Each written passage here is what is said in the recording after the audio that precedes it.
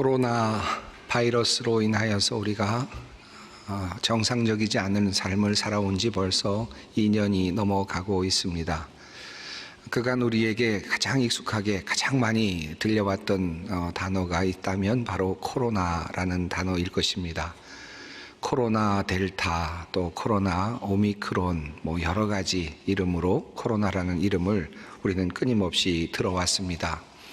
이 코로나라고 하는 이 단어는 원래 라틴어입니다. 크라운이라고 하는 뜻을 가지고 있는, 왕관이라는 뜻을 가지고 있는 바로 그런 단어입니다. 왜 이 바이러스에 이 코로나라는 이름이 들어가게 되었는가 하면, 바이러스를 전자현미경으로 살펴보게 되면 그 겉부분, 가장자리가 이렇게 왕관과 같은 모양으로 되어 있어서 그렇게 불려지게 되었다라고 알려지고 있습니다. 보기에는 참 멋진 그런 그림인데, 그런데 저것이 병균이라는 것이, 바이러스라는 것이 참 안타깝기도 합니다. 코로나 관련한 이야기를 조금 더 하려고 합니다. 제가 지난 새벽 기도의 시간에 잠시 말씀을 드린 일이 있긴 합니다만은, 이 로마 시대에 우리가 지금 생각하고 있는 이런 코로나 말고 정말 그 관으로서, 그러니까 왕관과 같은 수요되는 관들이 여러 개가 있었다고 전해집니다. 이 코로나라는 왕관은 왕이 직접 쓰는 것도 의미하겠지만, 또 동시에 왕이 사람들에게, 어떤 영웅이나 어떤 특별한 사람에게 수여하는 그런 또 왕관이기도 합니다.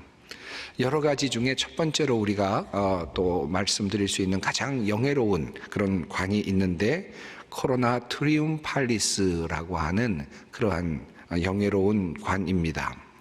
이것은 전쟁에서 승리를 하고 돌아오는 장군에게 수여되는 아주 최고로 영예로운 그런 관이었다고 합니다. 월계 잎 모양이나 또는 올리브 잎으로 만들었다고 그렇게 전해지고 있습니다. 다양한 동전과 그리고 또 여러 가지 석고상과 같은 그런 곳에서 조각상으로 잘 지금까지도 보존이 되고 있는 그런 모양이라고 할 수 있겠습니다. 두 번째로 코로나 옵시디오날리스라고 하는 그러한 또 다른 관이 있습니다. 이것 굉장히 영예로운 관이었는데요. 이것은 전쟁을 수행하던 중에 적진으로 들어가서 포로되었던 사람들을 구출해 내온 그런 장군에게 수여되는 특별한 관이었다고 합니다. 이것에 재미있는 재료가 사용이 되는데, 이 관을 만들 때에는 반드시 적진에 들어가서 포로로 잡혀갔던 바로 그 자리에서 가져온 풀들로 그렇게 짜서 관을 만들어서 수여를 했다고 합니다. 그러니까 적진에 있었던 그 모습 그대로, 그 형취가, 그 모습이 그대로 들어있는 그런 관이라고 할 수 있겠습니다. 코로나 시비카라고 하는 또 다른 관이 있었는데요. 이것은 병사들에게 주어지는 아주 영예로운 그런 상이고 또 관이었습니다. 참나무 잎으로 만들어진 관인데, 시민의 생명을 전쟁 중에 구한, 또는 포로로 잡혀있는 사람을 구한 병사에게 주어지는 그런 관이었다고 합니다. 이 관을 받은 사람들에게는 자신뿐만 아니라 그의 아버지, 그리고 또 친할아버지에게까지 세금이 면제되었다고 합니다. 그만큼 혜택이 굉장히 좋은 그런 특별한 면류관이라고 할 수 있겠습니다. 네 번째로는 코로나 무랄리스라고 하는 관입니다. 이 관은 여러분이 보시는 것처럼 이렇게 성벽 모양으로 되어 있습니다. 주로 금으로 만들어져서 또 주어졌다고 하는데요. 성벽 모양을 하고 있는 그런 관입니다. 과거에 어떤 성을 점령하려고 하면 반드시 성벽을 누군가가 넘어가거나, 사다리를 타고 넘어가거나, 아니면 성문을 부수고 들어가야만 했지요. 그러니까 용맹한 사람들이 필요했습니다. 그들을 격려하기 위해서 이와 같은 코로나 무랄리스라고 하는 그런 관을 만들어서 주었다라고 합니다. 성벽을 넘는 돌격 대원들에게, 특별히 제일 먼저 성벽을 넘은 사람에게 주어지는 그와 같은 특별한 관이었다고 합니다. 다섯 번째 관은 코로나 발라리스라고 하는 그런 관입니다. 여러분 보시는 것처럼 이 울타리 모양으로 되어 있는데요, 말뚝 모양으로 되어 있는 모습입니다. 금으로 만든 관이기도 합니다. 이 또한 코로나 무랄리스처럼 전쟁에서 맨 처음 적진의 울타리를 넘어선 사람들에게, 군인에게 주어진 특별한 그런 면류관이었다고 전해집니다. 6번째 관이 있는데 그것은 코로나 나발리스라고 하는 그런 관입니다. 이 나발리스라고 하는 관은 파도 모양 같기도 하고 또 배의 어떤 돛 모양 같기도 한 모양인데, 해전에서 맨 처음 적진에 있는 배에 제일 먼저 올라간 사람, 그 사람에게 주어지는 또 다른 특별한 관이라고 알려져 있습니다. 이렇듯 로마 시대에는 또 다른 코로나가 있었습니다. 우리에게는 지금 감염병 코로나가 있는데 로마 시대에는 이런 특별한 면류관으로서의 코로나가 있었다라는 사실입니다. 여러분은 이 중에서 어떤 코로나를 갖고 싶으신가요? 제가 어떤 코로나 갖고 싶으신가 하면 감염병 생각해서 안 받으시려고 하시겠지만, 그러나 로마 시대의 관이라고 본다면 영예로운 관일 텐데 여러분 그 중에 무엇을 갖고 싶으실까? 리비우스의 로마사가 있는데 그 중에 26권 48장을 보면 코로나 무랄리스와 관련된 내용이 소개가 되고 있습니다. 당시 로마는 2차 포에니 전쟁을 지금 치르고 있었던 중이었습니다. 기원전 209년 로마의 젊은 귀족 푸블리우스 코르넬리우스 스키피오 아프리카누스라고 하는 긴 이름을 가진 이 귀족이 이제 카르타고 노바, 스페인의 한 성입니다. 해변 항구 도시였는데 그것을 점령하기 위해서 공격했던 그런 이야기가 전해지고 있습니다. 이 카르타고 노바라고 하는 곳은 대부분 성벽이 바다와 맞닿아 있어서 정말 천혜의 요새였다고 합니다. 육지와 연결되는 부분은 아주 작은 일부분이었고 나머지는 모두 다 해변으로 되어 있었습니다. 당연히 육지와 연결되는 성은 매우 높아서 도저히 넘어설 수 없는 그런 성벽이었습니다. 점령을 하려고 들어가 본 이 스키피오는 가만히 살펴보니까 썰물이 되었을 때 한쪽 해변가에 묻이 드러나는 것을 보고는 그쪽으로 경비가 삼엄하지 않은 그쪽으로 올라가도록 작전을 하게 되고 결국은 손쉽게 이 성을 카르타고 노바성을 점령하게 되었습니다. 이렇듯 이 코로나 무랄리스라고 하는 이런 관은 누가 알 수가 없기 때문에, 누군가가 보기가 어렵기 때문에 항상 그것을 수여하기 전에는 어떤 신 앞에서 자신이 스스로 맹세하는 그런 시간이 있어야만 했습니다. 그래야 신 앞에서 맹세한 사람이 그것을 받을 수 있었던 것이죠. 이런 방식으로 코로나 무랄리스가 수여되었다라고 하는 말씀입니다. 제가 이렇게 코로나와 관련된 긴 이야기를 하는 이유는 오늘 본문 말씀이 특별히 이 코로나 무랄리스라고 하는 이 관과 매우 밀접하게 연결되어 있는 본문이기 때문입니다. 톰 라이트라고 하는 신학자는 그의 고린도 후서 강해에서 오늘 본문 말씀과 그리고 코로나 무랄리스를 아주 잘 연결해서 설명을 하였습니다. 매우 흥미로운 내용입니다. 한번 이 본문을 조금 더 깊이 들어가 보겠습니다. 고린도후서 11장 오늘 본문 말씀 31절은 이렇게 시작합니다. 주 예수의 아버지 영원히 찬송할 하나님이 내가 거짓말 아니하는 것을 아시느니라. 다메섹에서 아레다 왕의 고관이 나를 잡으려고 다메섹 성을 지켰으나 나는 광주리를 타고 들 창문으로 성벽을 내려가 그 손에서 벗어났노라. 이 말씀의 구조를 보면 우선 먼저 바울은 하나님 앞에서 자신이 거짓말을 하지 않는다라고 그렇게 맹세를 하고 있습니다. 마치 코로나 무랄리스를 수여받기 위해서 병사들이 내가 신 앞에서 거짓말을 하지 않습니다라고 말하는 것과 같은 그런 하나의 순서라고 할 수 있겠습니다. 그런 모습으로 바울은 지금 하나님 앞에서, 내가 믿는 하나님 앞에서 내가 거짓말을 하지 않는다, 나의 맹세는 확실하다, 나의 증언은 확실하다라고 하는 사실을 분명하게 이야기를 합니다. 그리고 나서 하는 이야기가 바로 뒤에 붙어 있는 내용인데, 그 내용은 내가 다메섹 성에서 올라간 것이 아니라 다메섹 성을 내려왔고 광주리를 타고 내려왔고 결국은 도망을 갔다라고 하는 내용입니다. 여러분, 이 내용이 하나님 앞에서 맹세를 할 만한 내용이겠습니까? 더군다나 이 내용이 자랑을 할 만한 내용이겠습니까? 코로나 모랄리스를 받으려면 성을 올라가야만 하지요. 그러나 그는 지금 내려갔다는 것입니다. 도대체 왜 이 말을 하고 있는 것인가?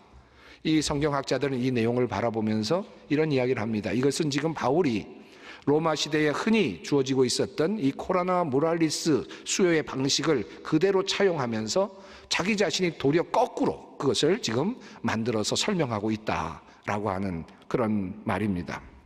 말씀의 구조를 살펴보면 그렇습니다. 코로나 모랄리스를 받으려면 성을 올라가야 합니다. 제일 먼저 용맹하게 올라가야 합니다. 그리고 그것을 그렇게 올라갔다는 사실을 신 앞에서 증명해야 하죠. 맹세해야 하죠. 그런데 바울은 정반대로 이야기를 전개하려고 하고 있습니다. 마치 코로나 모랄리스를 받으려는 사람인 것처럼 그렇게 내가 하나님 앞에서 절대로 거짓말을 하지 않습니다 라고 그렇게 맹세까지 한 후에, 그런데 이후에는 도리어 자기 자신의 부끄러웠던 이야기를 합니다. 내가 도리어 성을 내려갔고 도망을 가게 되었다라는 이야기를 전합니다. 무엇이 그렇게 자랑스럽다고 그런 이야기를 전하는 것입니까? 오늘 본문을 보다 잘 이해하기 위해서는 고린도 교회에 대한 상황을 조금 알 필요가 있습니다. 고린도 교회는 바울이 세운 교회였지만 거짓 교사들로 인해서 어려움을 겪었던 그런 교회였습니다. 거짓 교사들이 들어와서 자기 자랑 일색이었고, 그리고 또 스스로 자기가 가지고 있는 것들만 주장하는 그런 형국이 되어서 교회가 분열의 양상을 겪고 있었습니다. 성령의 강력한 역사를 경험한 교회였기도 했지만 도리어 그것들이 자신들의 자랑거리가 되는 바람에 서로 분파로 나뉘어서 그렇게 방언이 귀한 것이다, 예언이 귀한 것이다 라고 자기들이 받은 것들을 자랑하는 그런 상황이 되고 말았습니다. 심지어는 바울까지도 배척을 받게 되는 그런 교회가 되고 말았습니다. 바울은 이러한 교회를 향하여서 고린도 교회 교인들이 스스로 자랑하고 있는 것들을 책망하면서 도리어 자신도 자랑의 대열에 합류합니다. 세상적인 자랑을 하고 있는 사람들을 향하여 나도 자랑할 것이 있다라고 말하면서 그는 이렇게 말을 시작합니다. 여러 사람이 육신을 따라 자랑하니 나도 자랑하겠노라. 그들이 히브리인이냐 나도 그러하며 그들이 이스라엘인이냐 나도 그러하며 그들이 아브라함의 후손이냐 나도 그러하며 그들이 그리스도의 일꾼이냐 정신없는 말을 하거니와 나는 더욱 그리하도다. 이렇게 세상적인 자랑에 함께 합류하는 듯 말하던 사도 바울은 그러나 방향을 바꾸고 태도를 바꾸어서 이런 말로 다시 자랑을 시작합니다. 내가 수고를 넘치도록 하고 옥에 갇히기도 더 많이 하고 매도 수없이 맞고 여러 번 죽을 뻔하였으니 유대인들에게 40에서 하나 감한매를 5번 맞았으며 3번 태장으로 맞고 1번 돌로 맞고 3번 파선하고 일주야를 깊은 바다에서 지냈으며 여러 번 여행하면서 강의 위험과 강도의 위험과 동족의 위험과 이방인의 위험과 시내의 위험과 광야의 위험과 바다의 위험과 거짓 형제 중의 위험을 당하고 또 수고하며 애쓰며 여러 번 자지 못하고 줄이며 목마르고 여러 번 굶고 춥고 헐벗었노라. 이것이 바울의 맹세이고 바울의 자랑입니다. 그리고 나서 바울은 이렇게 자기의 자랑을 이렇게 요약합니다. 내가 부득불 자랑할진대 내가 약한 것을 자랑하리라. 그리고 이어지는 내용이 바로 오늘 본문 말씀입니다. 내가 하나님 앞에서 거짓말을 하지 않는다라고 말한 후에 그는 내가 다메섹성을 마치 내려가서 도망치듯 그렇게 그들의 손에서 벗어났다라고 그렇게 말씀하고 있는 것입니다. 도망치는 것은 수치지요. 매를 맞는 것도 수치입니다. 가난한 자처럼 헐벗은 모습은 사람을 초라하게 만들 것입니다. 사람들에게 매를 맞아 보신 적이 있습니까? 폭력을 당해 본 적이 있습니까? 어떤 사람에게 폭력을 당해 본 사람들은 그 수치심과 모욕감이 어마어마하다고 그렇게 이야기들을 합니다.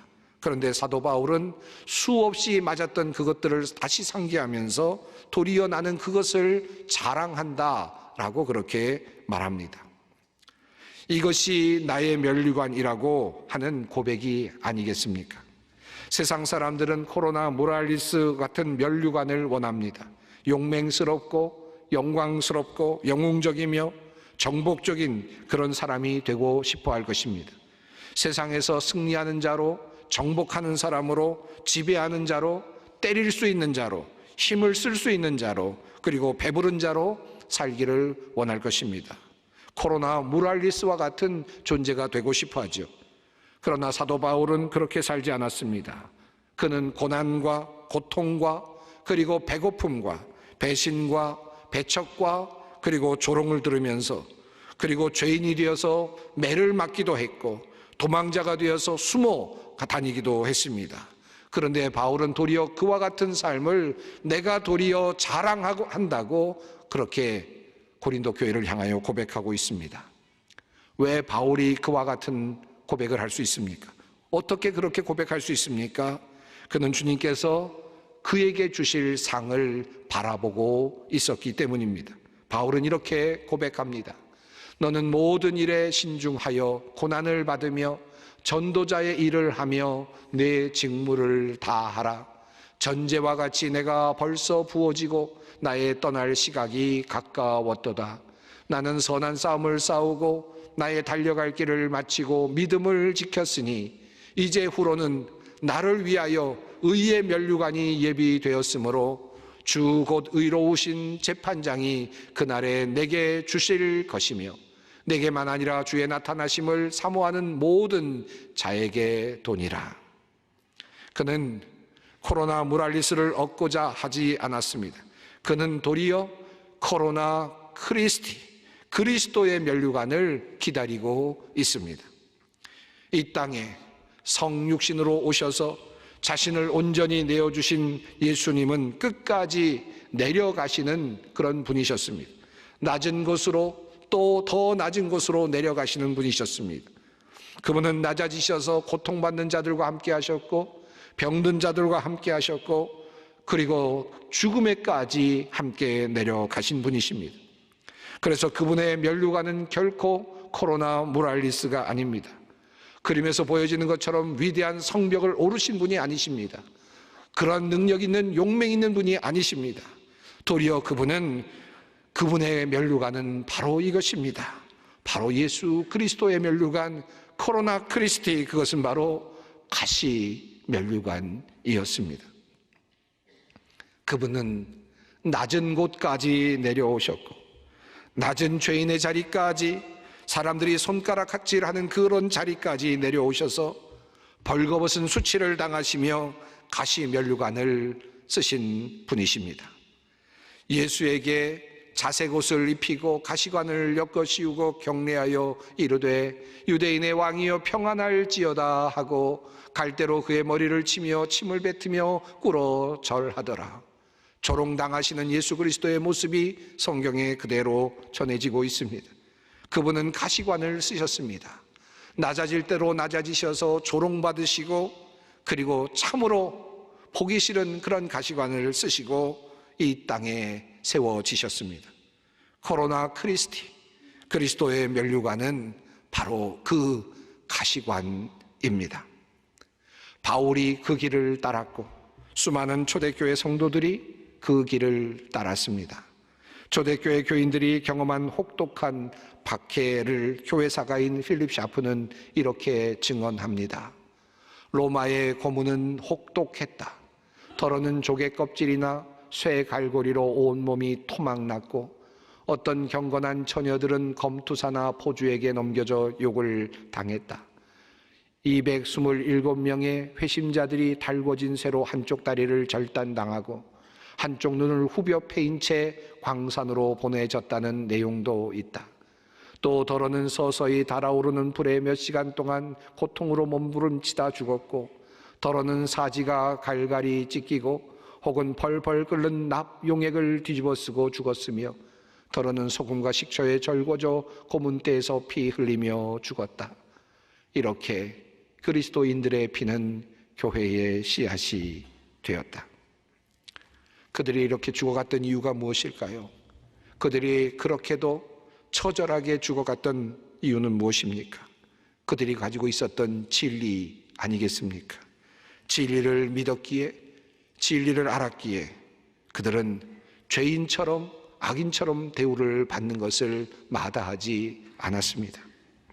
이 세상에 어느 장엄한 죄를 지은 사람들보다 더 잔인한 고문을 당했고 죽음을 그들은 당했습니다. 그래도 그들은 그 길을 포기하지 않았습니다. 겁내지 않았습니다. 왜냐하면 그들의 마지막 길에 그리스도의 면류관 코로나 크리스티가 놓여 있음을 그들이 믿었기 때문입니다. 시험을 참는 자는 복이 있나니 이는 시련을 견디어낸 자가 주께서 자기를 사랑하는 자들에게 약속하신 생명의 면류관을 얻을 것이기 때문이라. 그들은 분명 그 생명의 면류관, 그리스도의 면류관, 코로나 크리스티, 그것을 바라보고 있었습니다. 그 면류관은 세상의 것이 아닙니다. 트리움팔리스도 아닙니다. 시비카도 아닙니다. 모랄리스도 아닙니다.